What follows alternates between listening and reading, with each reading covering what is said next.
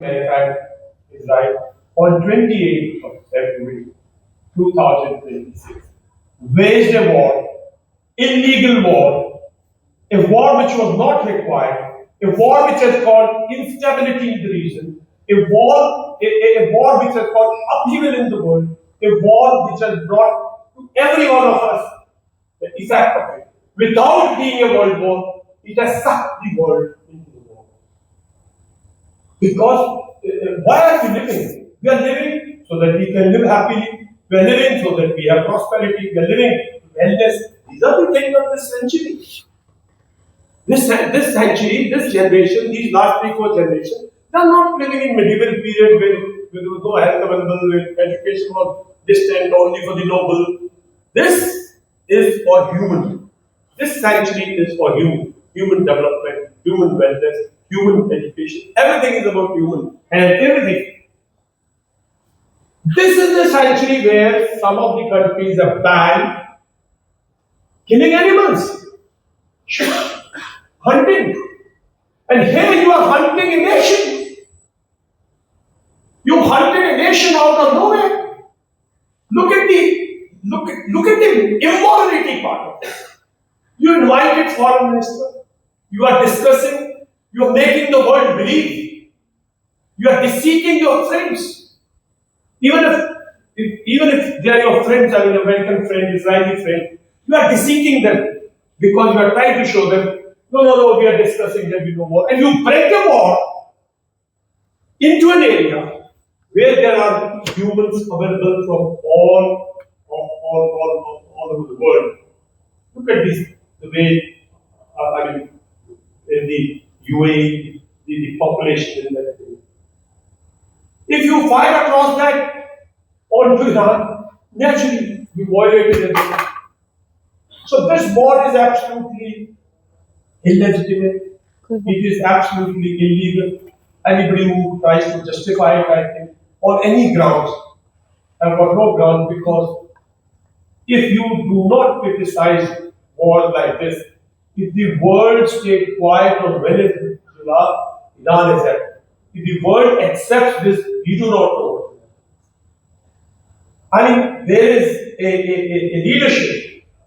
There were statesmen where a statesman understood silence. That if the two wise people, one wise people suggests something, if the other person is wise, he will understand, and if he stays quiet. The father, when the son stays quiet, the father understands that the son is not approving this. I mean, if he was to approve this, he will say 10 times, yes, Dad, why not go ahead with it? Let's do it. So silence has lost its value, because when you are silent, President Trump, America thinks you're weak.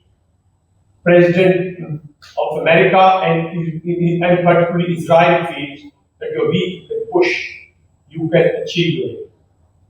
There is no scope in this world for expansionism, and there is no scope in this world for terrorism. They both are against you. And even here, I'm of the opinion that even Iran has fallen trap into this, because Iran should have avoided certain bases which are purely civilians or purely good at nothing. You attack the bases, but you forgive, you leave the places which like some of the seaports, some of the commercial centers. No, avoid them. Why are you getting trapped into it? Because then the legitimacy, then the nation, then everybody, then the world gets divided. I fully feel that this is a completely, it's not only illegal war, but it's an immoral war, and it's a war which is not against just Iran. I think America will be naive to think that it will not affect the poor in Southeast Asia. Naive to think. If flow of oil, flow of gas gets restricted from this area, naturally industry will get affected, inflation will take place, people will feel hurt, jobs will go. You know, I mean, if we all can understand such buddhistic people, those who govern the world, I mean, those who have been dominating this world from last 70 years, they've been dictating UN. They should be wise people. They must understand that is the poorest of the regions, this and Africa, the poor regions of the world. And then almost 400 crore people live in this area. And it will affect their houses, it will affect their daily lives. So this war is absolutely, I mean, and the only thing is that look, got to give credit to Iran. It has surprised the world, it has surprised America, it has surprised Israel. And it has surprised some of us, those who were thinking that that. And this shows the resilience of the nation when it comes to guarding your sovereignty. I do not know, I am not a student of Iran. I am of the opinion that before the war started, there may be 20, 30, 40% people, I do not know what percent people, who may not be happy with the regime. Like, they are nowhere in the world, there is a war and against government and there are opposition. But they were against the government. They were not against the country. If America can even now realize that in countries, people have differences with their governments, people have differences amongst them, people have differences like in the parliament we have an opposition and a ruling party. But it does not mean you attack that country. The day you attack that country, because in that country, in Iran, nobody is against Iran. Everybody is and when you attack the sovereignty of the country, you attack everybody. And that's where the consolidation of that society, consolidation of that nation, and consolidation of the resolve, which has taken over and which they're fighting. My only request to the Iranians is that when you get a proposal which can bring you to peace, where the war does not lead to a destruction of your entire nation, like Iraq completely got destroyed, Syria completely got destroyed, right? Libya completely got destroyed. War is not the way out. You have the resilience, and I think I'm the only probably person who's hopeful. यहाँ डंडा वो दे दे मुझे And maybe next fortnight or month, we will see Americans climbing down what they want to achieve there, what the military objective was, what the political objective was. And they probably will realize that look, that is not possible. And stability in this region will come, prosperity in this region will come. India has huge space. We have 140 crore people. It is our closest neighborhood. It is our neighborhood where we have had trade for centuries. So if our neighborhood is so badly disturbed, so badly hit, so badly destroyed, these are resources, energy resources. They may have been found in Iran. They may have been come out of Iraq. They may have come out of UAE. They may have come out of Saudi Arabia. These are for entire humanity. These are for everybody. They have not taken the prosperity all by themselves. The prosperity has trickled down to countries like us. They have shared their prosperity. So we are at a very delicate stage. The world needs to, because silence, world needs to express that it is a wrong war. It must stop. The attacker must stop immediately. The attacker must go back immediately. And the attacker must give an exit to itself and also an honorable exit to Iran, because ultimately he was the attacker, he attacked it, rest are all theory. Assuming, as per the Nuremberg trials, assuming that he is my enemy, assuming that he will do this, assuming that he will make a nuclear bomb, assuming that he will destroy this, is also illegal. You cannot wage war on assumptions. This war is absolutely condemnable by the world. It should be condemned by everybody in the world. And the European society which has brought prosperity to the world in last 78 years because of their innovation. You look at whatever you are, what you find, there are people who innovated and everybody enjoyed it. These countries, the countries which matter, they must speak. I mean, every country must speak, must feel that the America must go back and stop fighting. So, my only limited this is that look, people tend to make it today the war of civilization, the war of religion, the war of this. We must avoid this because wars do not see religions, wars do not see civilization. Wars only lead to destruction and destruction of humans. We as humans are trying to preserve our animals.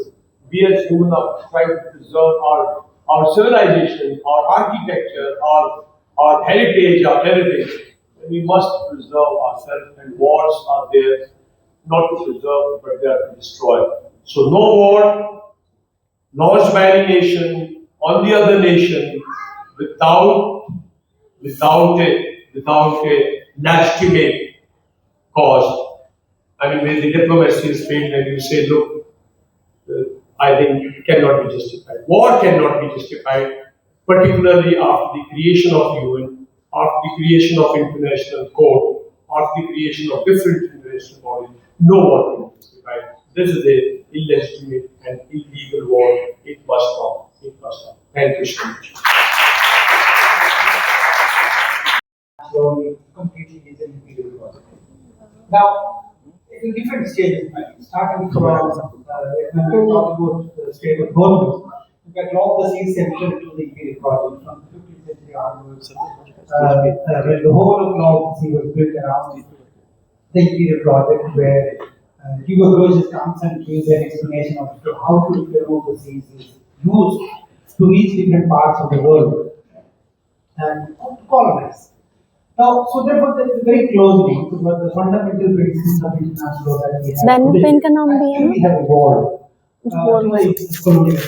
Now, that is more or less fairly well established within the international law discussions. Of course, there is an opposition to that, but there is. Now, when this whole thing was happening, entire war was happening in the last 2 or 3 days, an important resolution has been adopted by the UN General Assembly.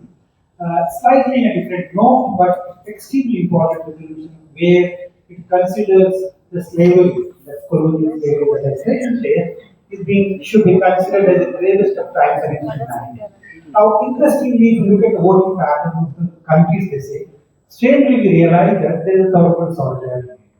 Almost all the third world countries have voted in favor of considering that as a crime against the gravest of crimes against humanity.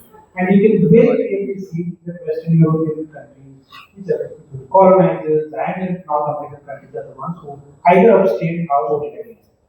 Then the next question comes in is that if you relate that to the 2817 resolution which we have put, where at least we have been told because the Security Council only 15 states are part of it.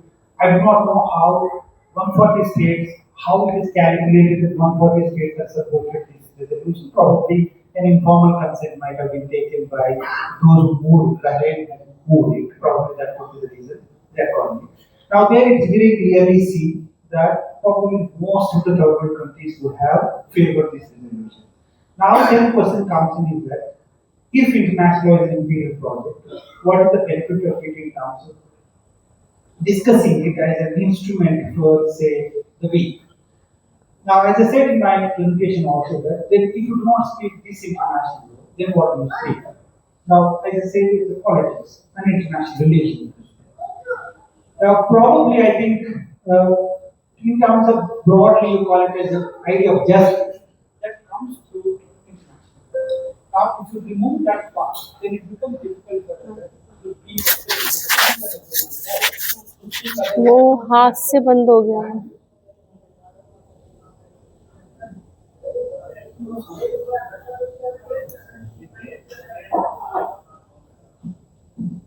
Yeah, so if you do not speak the international law, then it becomes difficult for us to based on what you talk about the justice, the global justice and international justice. So therefore, while accepting that yes, international historically has been an imperial project, But it also cannot be purely seen as an instrument of the power or something. Probably it also has an element of what you call as a justice, even if not for anything, as a resistance. So international probably can be मुझे used as वहाँ a से मिला resistance है rather than providing justice, but that is one way पता नहीं of कैसी खुशबू putting across the resistance. Uh, चलिए yes, that's what how it. But 2817 is really disappointing resolution.